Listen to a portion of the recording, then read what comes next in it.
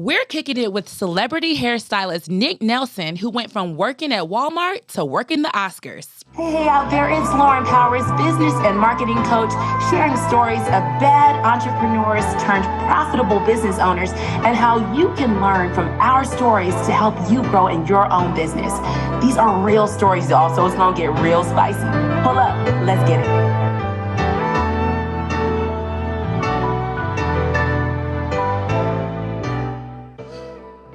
Y'all, we're in the studio with somebody who I was nervous about having him on, child, because we just know each other too well.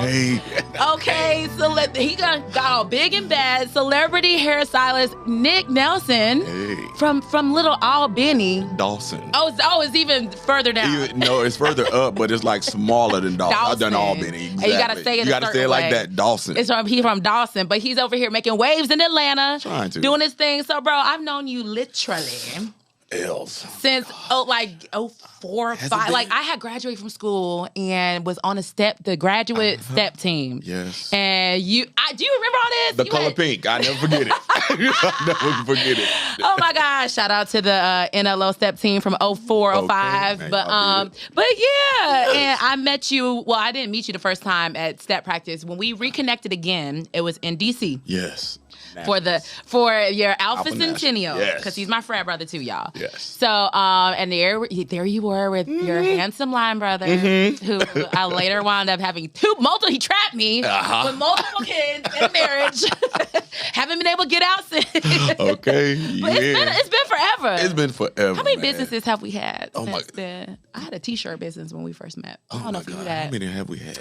And was you working at Walmart then? I was working at Walmart then. What was you doing at the Walmart? Well, Pressing curls? I was. My cousin owned a salon in Walmart. Right. So I was in the Walmart working. I had just finished beauty school, cosmetology school, probably like 04. Yeah. And so that was my first job outside of, first salon job. Yeah. After I left the lab. And this is back when, like, early 2000s, so people still have very soft hair. Mm-hmm. What was the trend in hair then? Everybody was starting to go natural in like 05. That's when it was. Creamy crack. You were crazy if you had a perm. Yes. Like that. But that was all I knew how to do. All I knew, that's what we learned in school. Relaxers, know? So I'm like, y'all want to do what?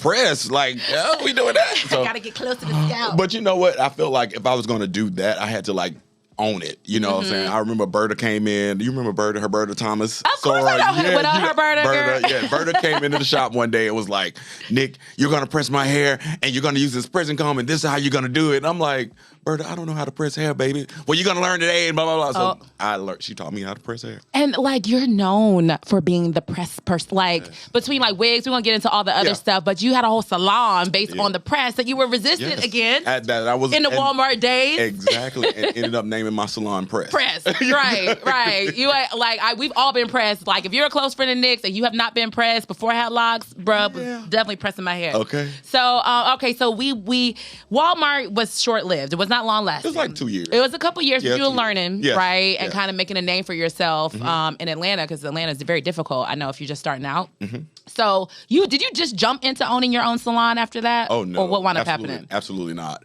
When I left Walmart, I actually went to Saya. You remember Saya? Saya! You remember With Saya? the N in the front, 'cause it's silent. The N Exactly. silent. Saya. And everybody was like, in Saya, I want to come to in Saya. No, it's Saya. Where Mike and Tanya Bellamy owned that salon. And that was one of the top salons in the nation. One of the top black salons in the nation. They had celebrities like Lil' Kim, Faith Evans. They had everybody coming through there. And that was like an eye-opener for me to see all these people. Like, I'm from a small town, so to grow up listening to these people and to see them in the salon, it was just eye-opening for me. And I didn't think that black salon owners could do things like that, but they really showed me that you can really do whatever you want to in this space. Oh my that's God. what you want to do. Yeah. And not to get too off task, because we got lots to talk about. Yes, we do. But like, when you can't envision yourself as being like the millionaire or the business owner, the real estate developer, like a lot of us sometimes don't we don't dream big enough. Yeah. Like we don't even think we can. We don't think we can. And you over here sitting, Faith Evans getting the shampoo right next to you in a Black-owned salon. You know? So it's like you can see, you can put yourself in there. So you've been visionary for forever. Yeah, they really taught me that, you know, and I mean, the girls would come in, these are the stylists that were coming in heels and 6-inch heels every day, like all black. I mean, like killing it every day. You know, weaves down there, but this is before weaves like were like popular like that, you know what I'm saying? But like weaves and I mean, makeup done to the nines and all the guys, we had to wear like all nice slacks and black everything. It was just like crazy to me. You know? Your entry into this world though, I mean, you was brought in right though. Oh, absolutely. Like knowing how to like, you know, answer the demands of celebrities and keep a book and keep a schedule. Absolutely. So how long were you at Saya again before? Because I think was there Bella Chic? Was there another one? Okay, so I left Saya when Saya closed. Let me see, when was that? Probably around 2008. Yeah, it was we went to Bella Chic. Okay. Me, Latrice, Jason, Cecily, and a couple other people went to Bella Chic, and that was over off 10th Street. And so during that time, we kind of formulated a plan to open our own salon, me, Treese, and Jason, and we did that. And then we opened up on what was it, Howell Mill? What was the name of this? Was when you, Treese, and Jason. Icons. Yes. Icons. An Atlanta legend. Yes. That salon, everybody who's anybody probably been up and through Icons at one point or another. Yes. Oh man! So it was the three of y'all. It was the three of us. Tell me about that experience, just being a new salon owner, super competitive, and just a lot of personalities and stuff. Well, I think we had an upper hand because we still were able to like keep our books and our clients that we had prior to leaving Bella Chic and Saya. They followed us all around Atlanta. That's just what Y'all you do. Followed all us That's just what you do. You just go wherever the stylist goes. I know. They followed us all around Atlanta, and we kind of tried to stay centrally located. That's why we always stayed in the city. So if it was like a address change or something like that, it was kind of like not far. You know, so it wasn't like a big obstacle for people to get there. But they kind of set us up, you know, because you had a book of business. We had a book of business. It's a different type of startup when you're not trying to get new business, new clients all the time. Exactly. So that was it's at least a smart move. I know we all make mistakes. That's a smart move. Going someplace with people. With people, exactly. And then it was three of us. So it wasn't so much pressure on one person to really do or finance or do anything, you know, for the business because it was three of us. You know, but also when you do have partners, you do run into certain things because everybody does not have the same vision sometimes. You know, I know. I know you know. We've talked about ding, ding, ding, ding. We've talked about this a million times. Yeah. Put the wine up, Nikk. Wait, we doing wine already? We doing wine already. They don't know what time it is. It's 8:00 in the morning for them. They driving, guys. We're getting in the wine. We're gonna go ahead. This is dry farm wine. Go ahead and say it. Yes, keto wine. Lauren put me onto this a couple of years back when I started my keto journey. So this is the wine that we get in our.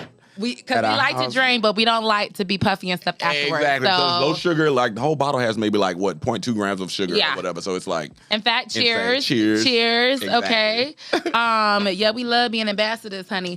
But yeah. So okay. So you've got the trio, and yes, partnerships are tough. Yes. Partnerships can make or break a business. Absolutely. And or a relationship, like outside, it's a marriage. It is so a to marriage. speak. It is. And having a partner where you don't know a lot about business. That was my experience. Is I took on a partner, but I don't necessarily know what I was taking on. Understood. In terms of like operating agreements. What happens if you guys just don't like each other one day?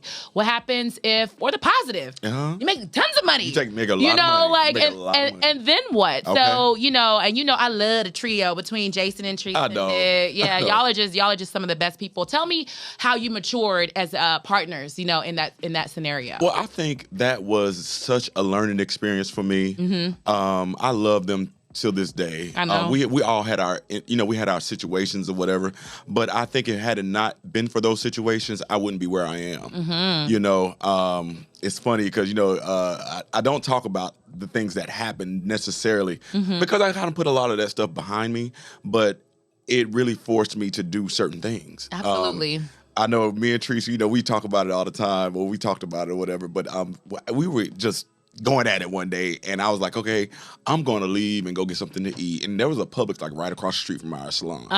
And I was like, no, I'm going to the Publix down on in Atlantic Station today. And I drove down there. That's when I drive my Porsche. I thought I was cool. Of course what I'm saying? I'm driving my Porsche. Got my little Alpha tag on the back. Collar I'm chilling. up, okay, still what I'm saying? I'm chilling.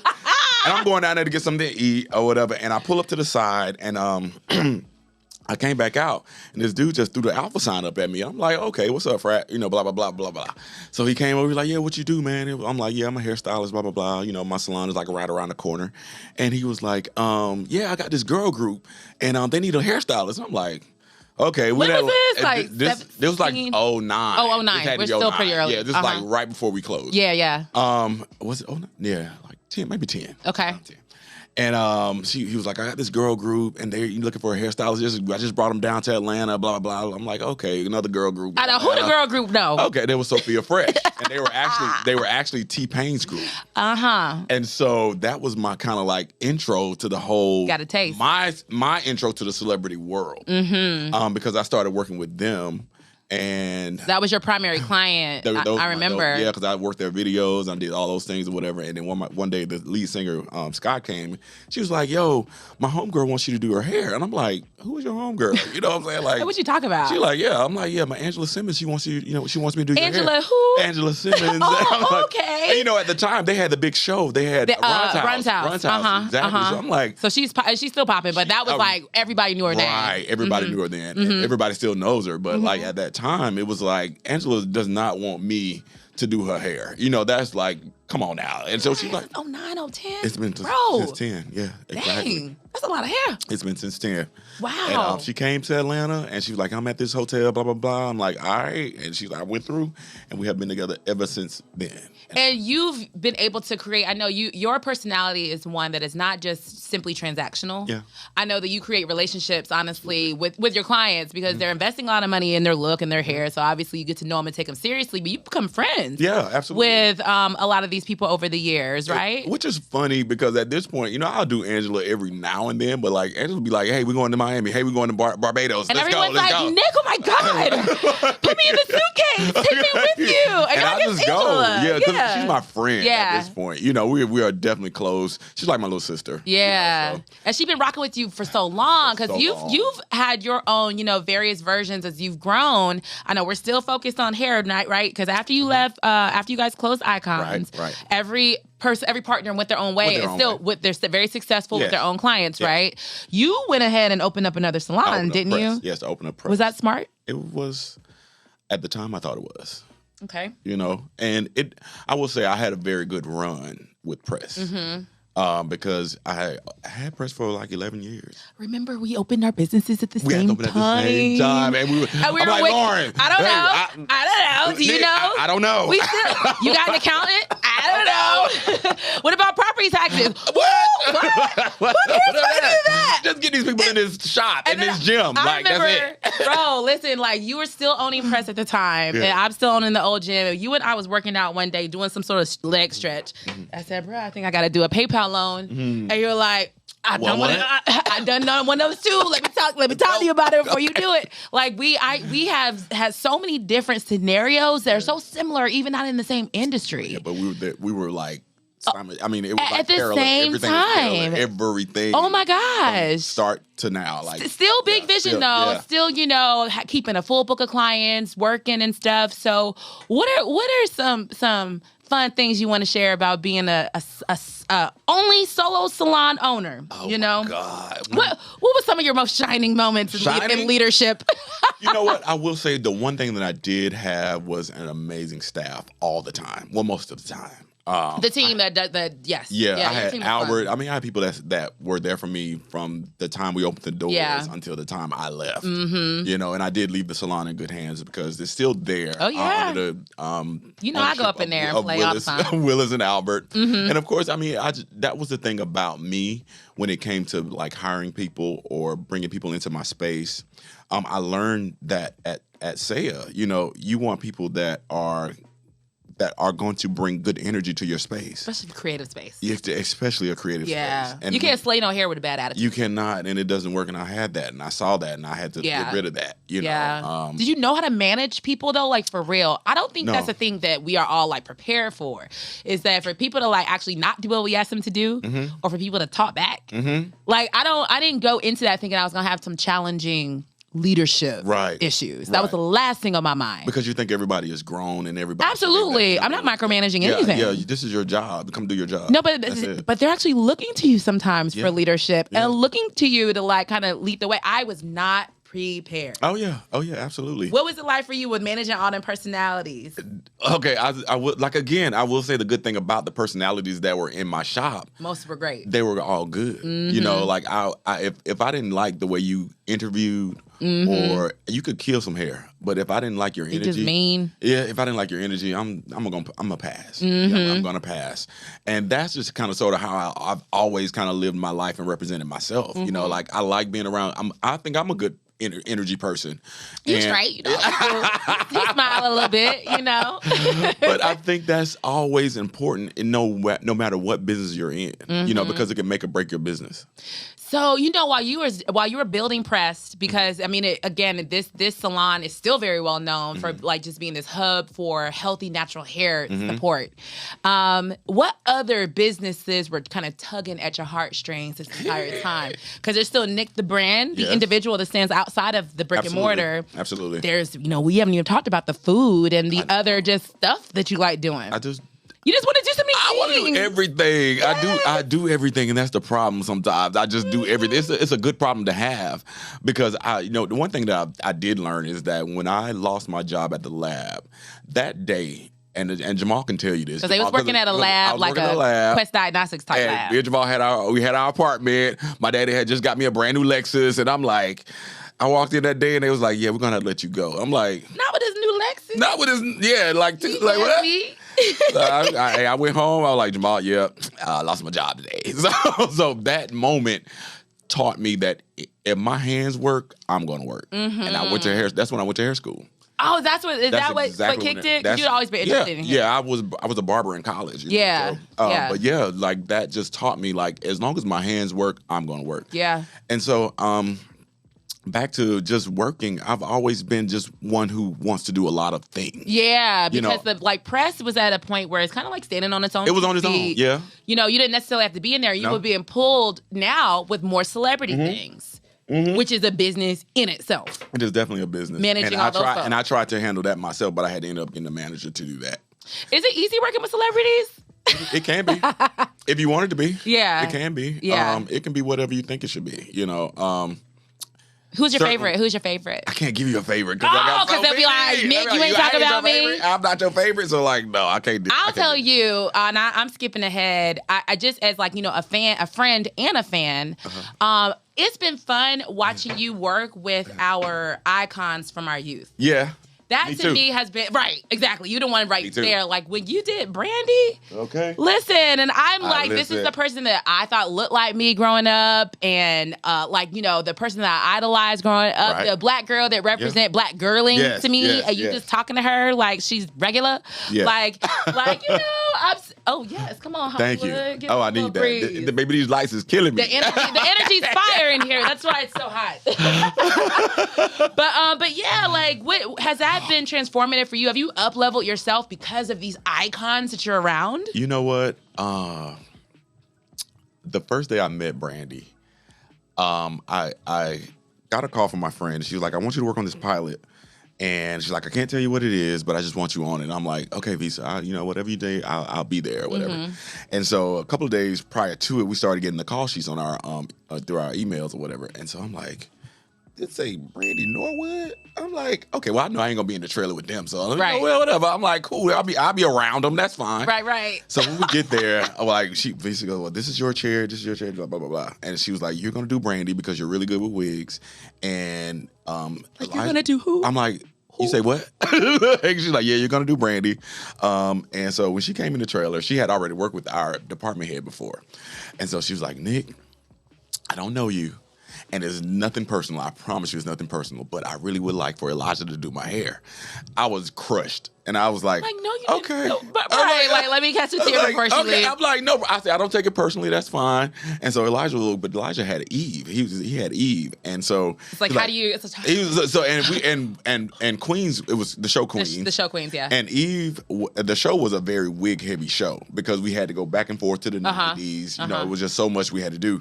And so Elijah was like, well, Brandy, let me just give you Nick's Instagram. You can go to your trail and look at his Instagram, and when you come back, blah blah blah, whatever. So that was cool of Elijah. Yeah. So she took my Instagram, whatever. She came back, she walked in the show. She's like, "Oh, bitch, you ain't tell me you could do hair." I'm like, "Come on, bitch, you ain't say that." But I tell you, I cracked up, and she is so funny to me. Yes. Like Brandy is like so cool. And I, even before I started doing her hair, I was like, "Look, I gotta go ahead and tell you that I am a fan because I grew up with you. So just let me get this out. Let me go ahead and get this out. Let's just do a selfie, just one selfie. I never asked for a selfie. Oh, you didn't? I never but asked for a selfie. you guys do photos and stuff together. Yeah, we do. All the We time. do enough. Yeah, we did enough. But I never asked for a photo because I was there to do my job. And I don't like to. I said what I needed to say, and now we got to get to work. And so we got to work. So you feel like the celebrity circuit is a calling for you? Because you always had your, it's been 10, 15 years now at this point. Because I think Angela put me in those spaces. Working with her, she just put me in a lot of spaces that I would have not been in had it not been for her. Had it not been for me not choosing to go to that Publix that day, meeting my frat brother, meeting Sky introducing me to Angela. Everything happened the way it was supposed to. I think that's how life is. And you did the right thing with it. Yeah. Like, I wonder how many of us have had opportunities or doors open where we didn't take it seriously because our vision wasn't big enough to be working with Angela Simmons, or our vision wasn't big enough to be on the set of Queens, right? Absolutely. And I just love that you've always had this vision about yourself. I mean, like, Nikk was always gonna be popping. It's just what it was. There was no option. The funny thing, I grew up with 3 siblings, and I was the oldest, so I always felt like I had to be a leader, and like show my siblings there is a way to make yourself into whatever you want to be. You can do whatever, no matter where you come from. We came from the small town of Dawson, Georgia, dirt roads at my grandma's house. We spent the summers and all that stuff at my grandma, and but there's a way. You're a leader, though, for your siblings. Have you ever felt that pressure or burden of like being successful or like kind of perfect, or because it is, you pave the way for a lot of younger male stylists back in the time, and for people that are looking up to you as an entrepreneur. Like, we can't fail. Yeah, we're supposed to be perfect. I think so. I wouldn't necessarily call it pressure, but it was what I wanted to present. I want to. How do you want to present yourself? I need to present as positive as I can. Not necessarily perfect, but as positively as I can. Yeah. So people can look at you and be like, okay, well, he's doing this. Maybe I can do it too. Maybe you can do it too. Yeah. Okay, so I shared on another episode, I shared a rock bottom moment for me in business. The one that I shared, because I had a couple, but I think the one that kind of switched it was when I was like 8 years into business and I couldn't make payroll. Into this one particular business. Okay. And I couldn't make payroll, and I had been doing it too long for me to start to try to have to move money at that. Something had to change, or I needed to close. Right. And I had a panic attack, and I was very, very upset because our payroll was extremely high. Yeah. What was your kind of rock bottom moment in any of your business ownership instances you want to discuss? I don't know if I've ever had a rock bottom moment. I've had low moments. A lot of low moments. Several lows. So, I don't know how to. One in particular. I don't know how to categorize the bottom. You know what I'm saying? But I've had low moments. Right. Like you and I have been through this together. Yes. I'm calling Lauren. Look, my tax. I need somebody to help the blind taxes. The blind. Because this ain't working out. I'm paying too much money in taxes. This business is not making enough for me to be doing that. These rich people taxes. Exactly. So and I think that was like a pivotal moment for me to even like remove myself from the business, and I tossed and turned about that, and it was like, okay, I've been in this space for 11 years. How do I just say I'm closing, But then I thought about it, and I was talking to one of my friends. He was like, well, you're not closing. The space is closing, brick and mortar. But you're the business. And I was like, you know what? You are kind of right. I am the business. I had to think about that. Yeah. And it made my decision to close it or to transfer the ownership. To Will and Albert. Yeah. It was easy for me. And then I was in a space at the time where I was doing so many movies and so much TV. Couldn't even be at the salon. I was never there. I was never there. Me and Brandy did two movies last year. We did the BET Awards. I did so much stuff with Ruth. I did so much stuff with Tisha. So it was just a lot that I was doing these past 2 or 3 years. I just could not be there. And now that you've made that decision, because the salon's still standing. It's still standing, yes. A great it's job. Great. I was in there last week. Right. I always heckle Al on Instagram because of his amazing hair. So I know that business, that's everyone's goal. Have a business that thrives, that can stand on its own, or somebody else wants to inherit the next generation of what it will be. Yep. So now you have Nikk, the celebrity hairstylist. Mm-hmm. What have you had to learn along this way to be able to make yourself sustainable? You're not. You don't just come and go. You're known. Yeah. Like people like seek you out. So what fun stuff have you had to learn along the way?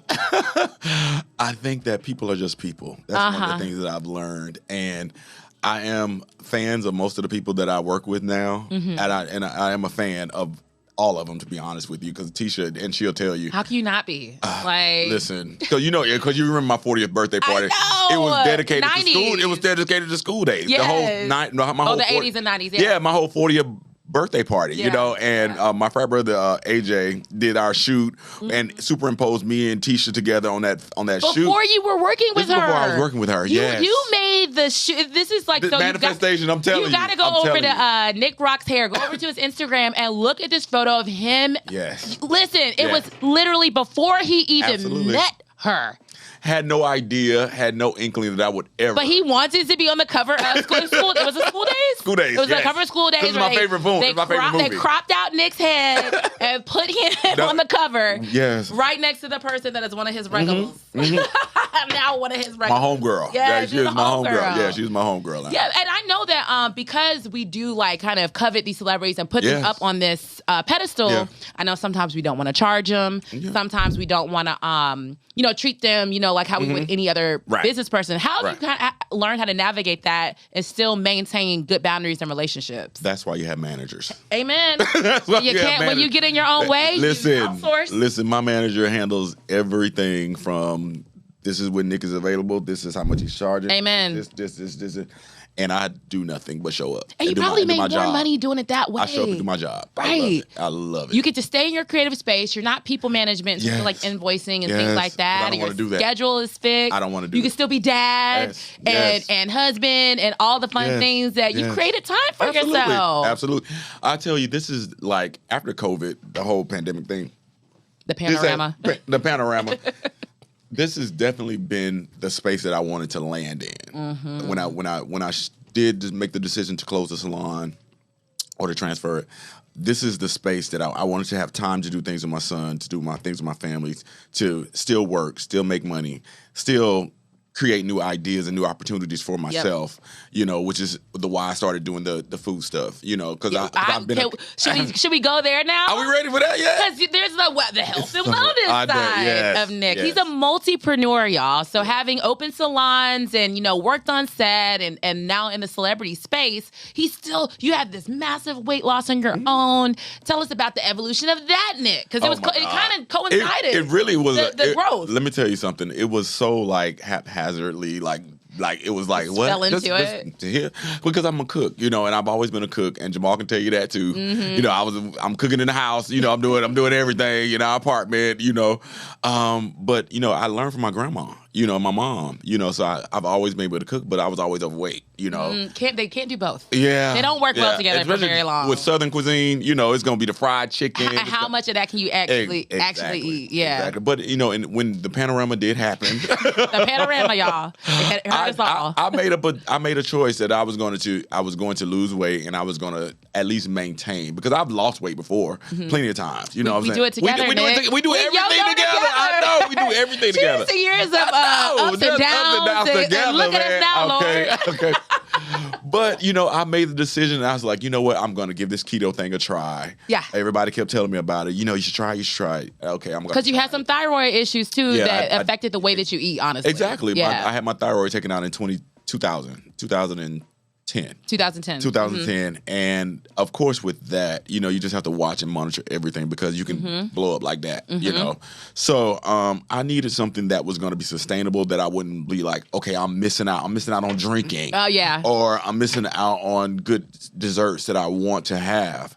And so I just like, you know what? And the thing was, my family did a cookbook probably like 15 years ago with all my grandparents were alive and all my great aunts and all that stuff. So everybody put their favorite dishes in the cookbook. And so I went through the cookbook and I converted everything that was in there to like a keto recipe. To keto, to a low carb, high protein, right? Low carb, high protein. Yes. And you've created a business out of this. Exactly. Again, multipreneur. Tell us about Soul Keto and what's the vision there, and how do you have time for it? I don't know how I have time. No, I do. God. No, the funny thing is now I do have time for it because when I'm not on set. Time for money, and now anymore you have your schedule set up. If I'm not on set, I'm definitely at home cooking. So I cook for Ruth Carter. I've taken her. They've done T-Pain. I've done a number of my celebrity friends. Yeah. So it's been amazing. They all love it. They all support it. T-Pain went on one of the magazines and talked about it. Had the Soul Keto shirt on, and they love it. Like so. But you don't want to make individual meals for people. Oh, like what would be like? Because y'all, I'm just gonna say we had to talk about this too. Because Nick was like, "Ooh, well, maybe I can." Nope, you cannot.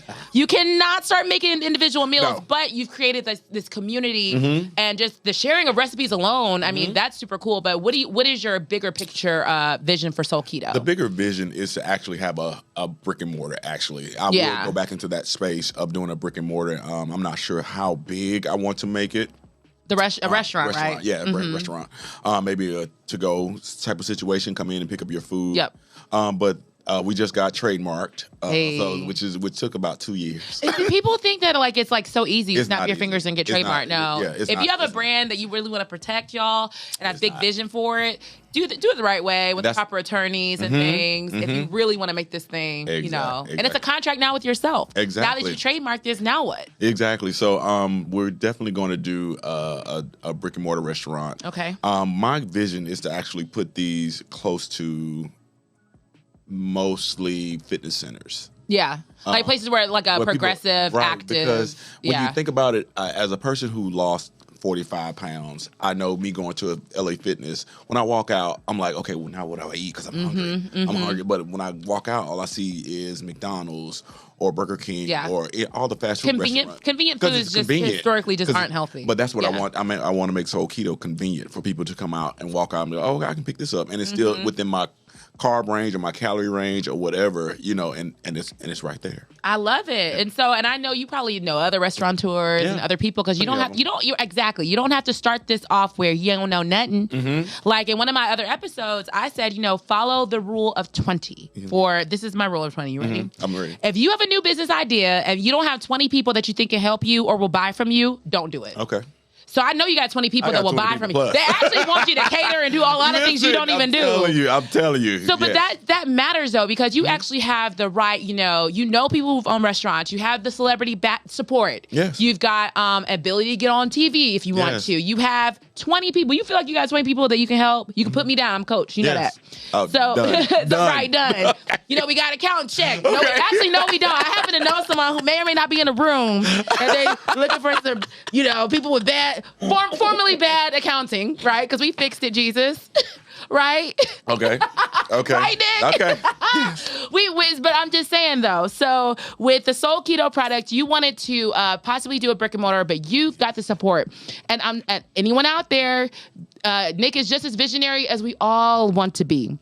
But we know better now. We're not just starting up businesses in hopes that people will show up or hopes that the tax man don't look for us later. Yes. We're going to do it right. So Absolutely. Do you feel like that brick and mortar will come soon? Like, what's that? Yes. Is that like a 5-year plan or what are we thinking? So that's like my retirement for real. Oh, fun. Yeah. Well, one of my retirements. Yeah. Of course, I think I always do hair in some capacity. Hey, high ticket, travel. Yeah, exactly. Not even that. I actually take a class next week. I've been, of course, a wig maker for like 15 years, Sure. So I'm actually taking an advanced class now to make them actually from scratch. So I want to work with just the studios. That's so smart. I want to just Marvel and whoever's buying just personalized custom units. I need to figure. I've never worn a wig.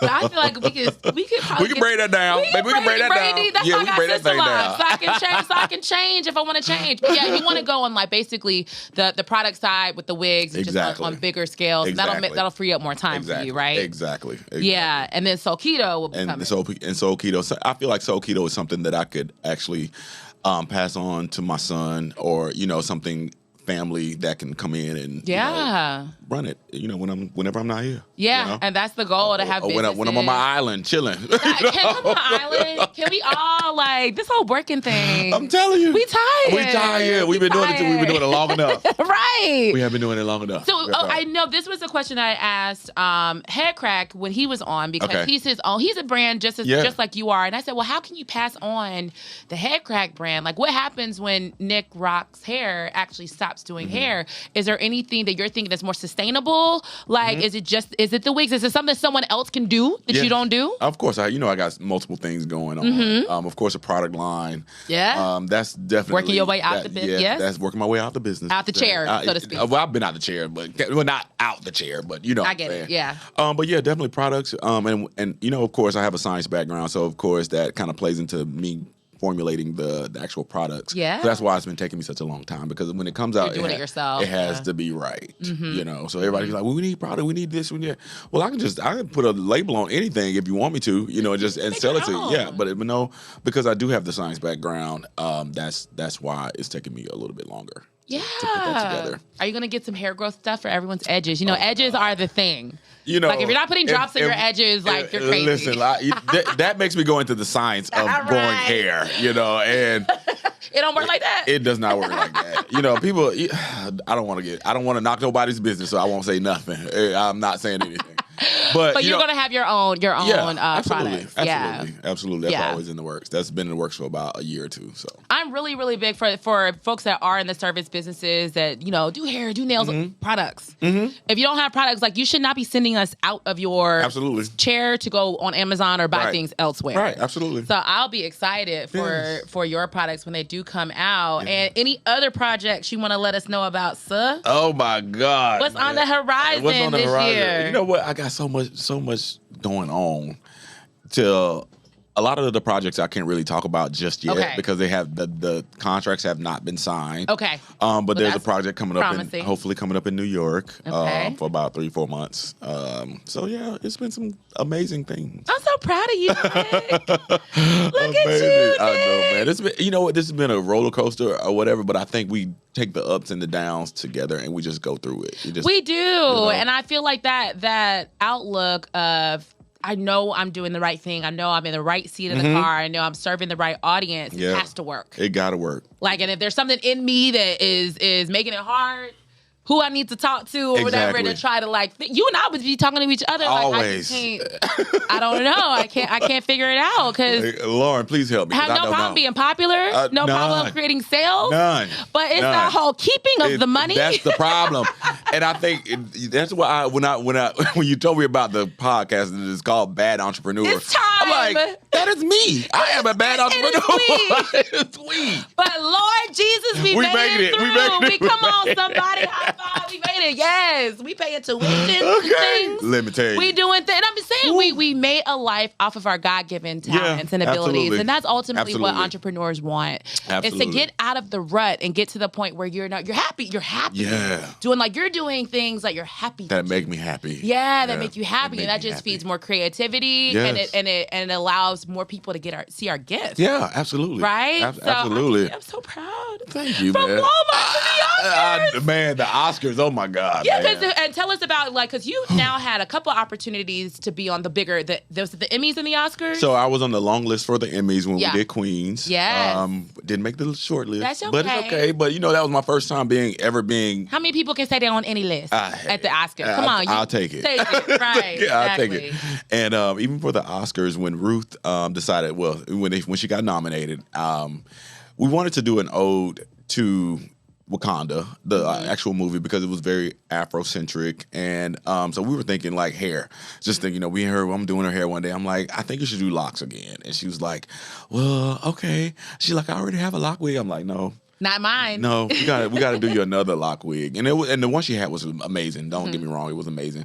I said, but we got to do something a little bit longer, and we just got to do something that's gonna be different or whatever. And so she's like, okay, I trust you, blah blah blah. Yeah. Like, all right, let's do it. So I called my guy in LA, and I'm like, look, Ronnie, I need some locks. I need some locks. Yeah. We about to do this thing. Nice. So he came through with the locks in like 2 days. It normally takes him like a week or two to even. Her hair was beautiful. To make the lock. Trust me, it took me a week to color those locks. You know, nobody knows the process of making a wig. Not for real. You have to get the locks from somewhere else and then color it and then attach it. I could have made them myself, but I don't. You had the time. Yeah, I didn't have the time to do it. Mm-hmm. And his locks are just amazing. It's the efficiency. Exactly. You know, people should be able to call you and not have to have a 6 to 9 month delivery, right? So you've assimilated your team. Yes, and so I got the locks and I colored them, and I did the wig, all this kind of stuff or whatever. So I'm getting on the flight. I'm getting ready to go to LA or whatever. I got the wig, and I'm like, no, I'm not putting this on bottom. Yeah, you didn't have it on the plane. This is in my plane on my back. Did you have a seat on the plane? I didn't want no mishaps. No mishaps. This is the Oscars.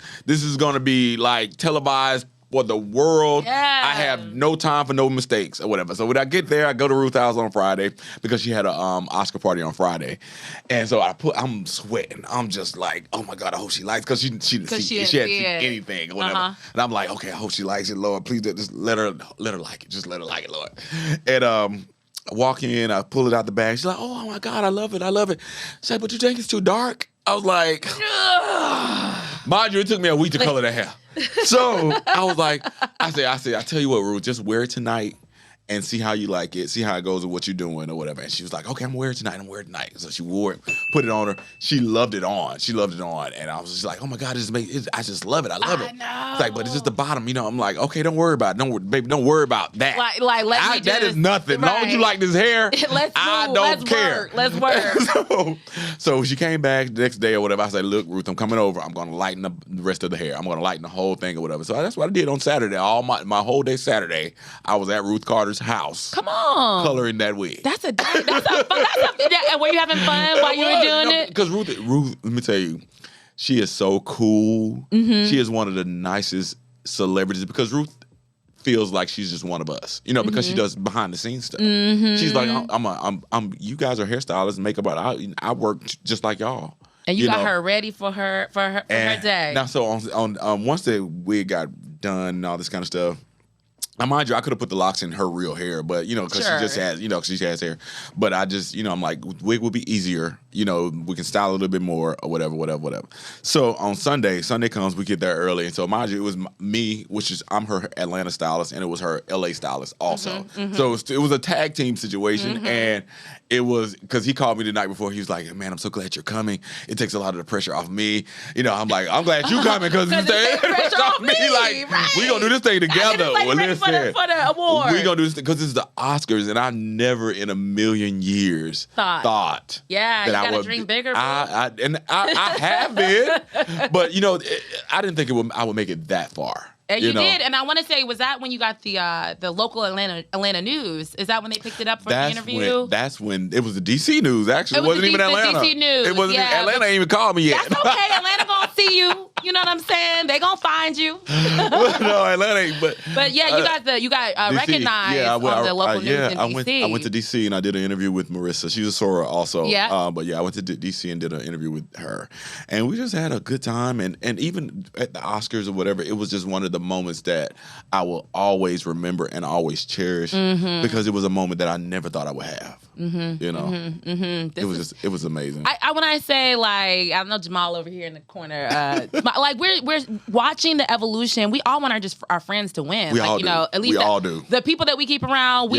want them to win, right? And honestly, the saying goes, we're a function of each other. Absolutely. So if you're the one bringing down my group of 7, I'm only as successful as the rest of as y'all 7. So absolutely. We just want to say, keep climbing. You too. We out here busting it, doing what we do, right? Okay. Doing it together. Exactly. Still looking for, accountants and resources and other stuff. It's fine. We're good. If y'all out there, holla at us, okay? We're going to figure it out. Nikk, I want you to please let everybody know where to find you. Let them know where to find you and what you got coming up next. You can find me on Instagram at Nikk Rocks Hair. That's NIKKROKKS Hair. All K's, no C. Okay? But yeah, I have a number of things coming up. Definitely check out my restaurant. You can actually follow us on Soul Keto also, and that's SOULKEATO. So Eat is like our little situation. So Because I want you to eat. I want you to eat. I want you to eat, but I still want you to be healthy and lose weight. And I will be the business coach, the official business coach and taste tester for the Soul Because Keto you have been my taste tester a number of times. Jamal brings it home half the time. It doesn't make it from the gym to the house. So I just need you to write my name on my Okay. So Nick, thank you again, my brother. I am just going to just sing your praises everywhere you go. Much success to you guys. Make sure you like, share, follow this podcast everywhere the podcasts are available. And you can find me on Instagram at I am Lauren Powers. See you guys next week. Thanks, Nick. Yes. This is great. Thank you. The Bad Entrepreneur Podcast. After all, we can't run from my past. Talk about it. Bad Entrepreneur Podcast. Let's talk about it. The Bad Entrepreneur Podcast.